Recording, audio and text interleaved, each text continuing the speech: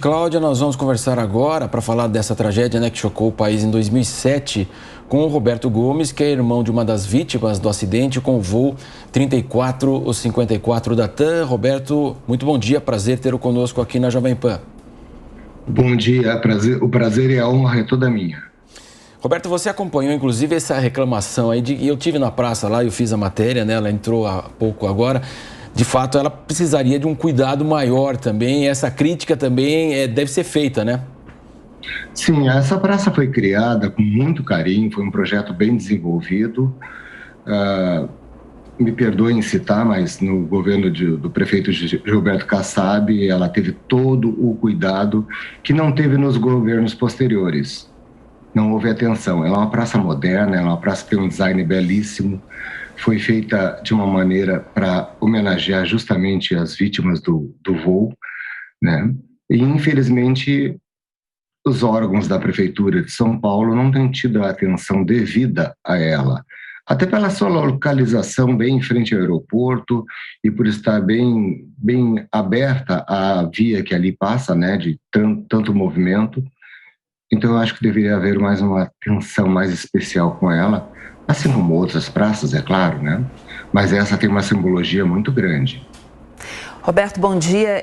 Como o Marcelo lembrou, seu irmão foi uma das 199 vítimas aí dessa tragédia. Eu gostaria de saber o que mudou nesse tempo aí para você, o que mais deixa saudades depois desses 15 anos e por que é importante lembrar todo ano essa data e ter essas homenagens também. Boa pergunta. É interessante lembrar para que não seja esquecido jamais, para que não ocorra outro acidente por essas causas. Que se vier a ocorrer, que outros sejam os motivos.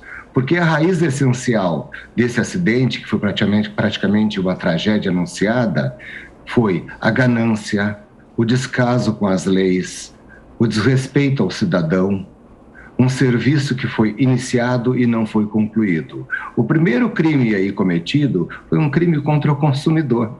Parece banal, mas é verdade. Foi contratado um serviço, foi pago por um serviço e ele não foi completado. Claro que motivado por uma tragédia. Então é importante para os familiares, não só afetivamente, tanto os telespectadores como os ouvintes puderam sentir na voz do Beto Silva toda a emoção que essa data, 17 de julho, traz aos familiares. E não é diferente. Aquela bandeira, para quem está na televisão e pôde acompanhar, eu criei em 2008. Ela não é atual, ela não tem nada a ver com política, nada. Ela apenas foi criada em 2008. Eu tive a ideia de fazer essa bandeira, colocando o nome das 199 vítimas e o lema, em vez de ordem e progresso, verdade e justiça. Então, é uma data que marca, sim, porque é um luto prolongado.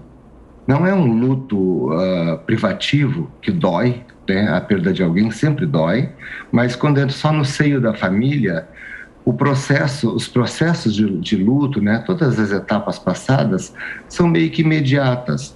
No nosso caso, já estamos há 15 anos com essa temática, que é talvez a maior pauta da imprensa brasileira, tem sido o acidente da TAM. Eu não conheço nenhuma pauta que esteja no ar. Há 15 anos, eu lhe garanto. Eu sou irmão de vítima e virei assessor de imprensa voluntário da Favitan e todos os anos eu sou procurado pela imprensa.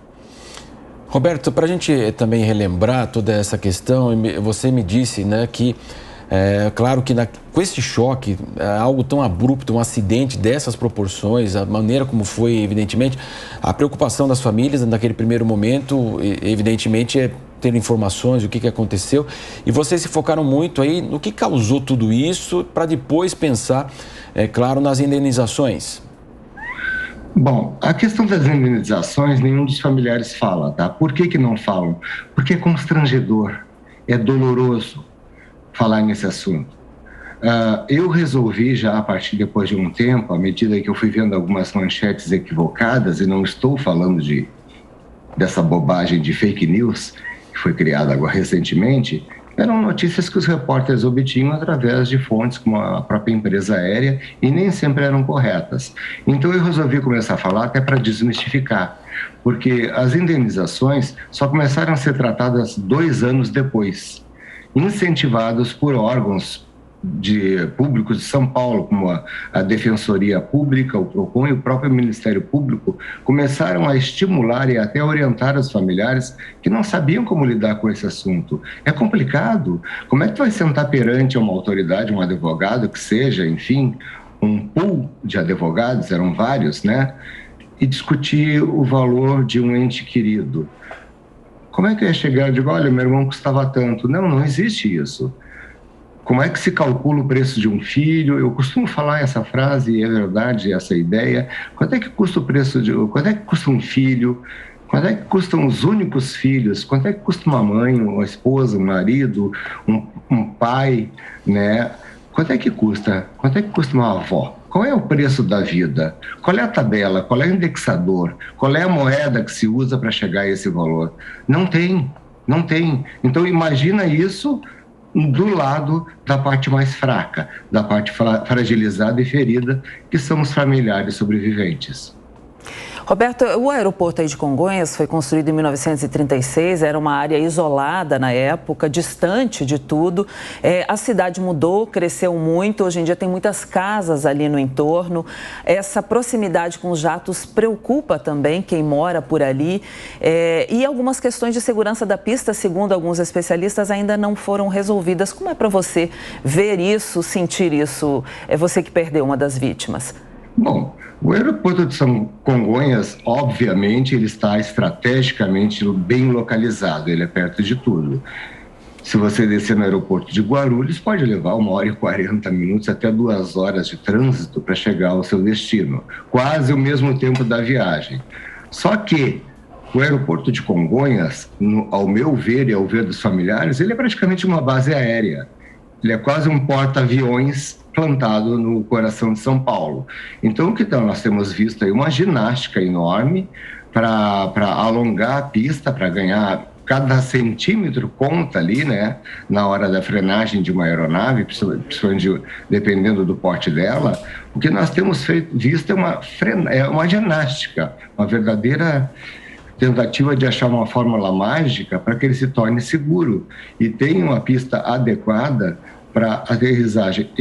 No meu entender, não digo que deveriam fechar o aeroporto, mas eu acho que ele deveria ser mais um aeroporto mais destinado a aeronaves menores, que venham do interior do estado ou para pontes aéreas, enfim, né, no caso da manutenção do aeroporto. O ideal realmente é que ele não estivesse nesse local. Roberto, ao final de todo esse processo aí de investigações, né, nós trouxemos aí na reportagem, vários órgãos entraram, esse sentimento de não haver um apontamento e também a responsabilidade de ninguém, como é que as famílias entendem toda essa situação? Bom, vamos lembrar que a Associação das Famílias dos Amigos e Vítimas do acidente da TAM é uma mobilização da sociedade civil. Nós somos apenas familiares. Eu nunca tinha sido assessor de imprensa de nada. Quem foi nosso presidente da associação jamais se imaginou nessa posição de ser presidente de uma entidade devido a uma tragédia onde ele perdeu a única filha de 14 anos. Então todos nós éramos apenas familiares e fomos aprendendo, porque nós fomos aguerridos, nós nos organizamos de uma maneira que não imaginavam que aquelas famílias conseguissem se reunir e se agregar de uma maneira tão focada, principalmente e exclusivamente nas investigações. Nós queríamos saber as causas. Por quê? A resposta constante era por quê? O que fez acontecer isso? Para nós foi uma tragédia anunciada, houve indícios pretéritos recentes, né, em dias anteriores, e não era para ter acontecido. Então, todo o foco da Favitan sempre foram as investigações, que culminaram na aceitação do indiciamento de 3 réus. Foram inocentados? Foram. Foi a decisão da Justiça. Foi acertada? No nosso ver, não. A Justiça errou, a Justiça foi conivente, a Justiça não cumpriu o seu papel. Isso causou um gosto amargo na boca da maioria dos familiares. Eu, particularmente, Roberto, eu sou um caso à parte, porque além de ser familiar, eu também acabei tendo que ter a parte do assessor. Então são duas figuras distintas. O irmão do Mário, que sente a falta dele, e o assessor de imprensa que tem que estar focado, tem que estar bem direcionado, tem que atender a imprensa, tem que ser racional, tem que ser proativo e nem sempre tem tempo para sofrer, para sentir a dor da perda, né? Então eu, como parâmetro, não sirvo muito não, mas podemos ver aí na voz do Beto Silva, que foi entrevistado agora recentemente, que essa dor persiste, essa dor continua, a saudade continua, né? E a justiça não foi feita. Nós tivemos 199 pessoas condenadas, que foram mortas, e tivemos também centenas e centenas de familiares que ficaram num limbo de saudade, num limbo de dor, sem ver com que a justiça fosse feita. Em nenhum momento houve um sentimento de revanche ou vingança por parte das famílias. Não, nós queríamos apenas a verdade, a justiça, e o nosso lema principal depois, para completar, foi a vida. Nós fizemos várias ações em prol da vida, várias ações de alerta, para justamente evitar que acidentes, seja na aviação, mas em qualquer meio de transporte, acarretem em tantas vítimas e tenham em suas origens coisas básicas que deveriam ter sido respeitadas. Agradecemos a participação do Roberto Gomes Correia Gomes, e que teve seu irmão Mário, no auge da carreira, aos 49 anos, foi vítima desse acidente. Renovo meus sentimentos a você, Roberto. Muito obrigado pela participação conosco aqui na programação da Jovem Pan. Obrigado, e eu que agradeço a oportunidade.